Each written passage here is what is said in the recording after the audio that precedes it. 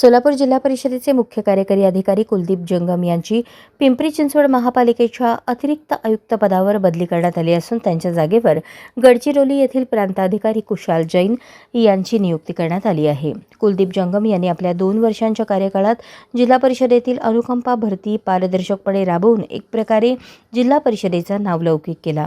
शांत आणि रिस्पेक्टफुल अधिकारी म्हणून कुलदीप जंगम यांची सोलापुरात ओळख निर्माण झाली होती।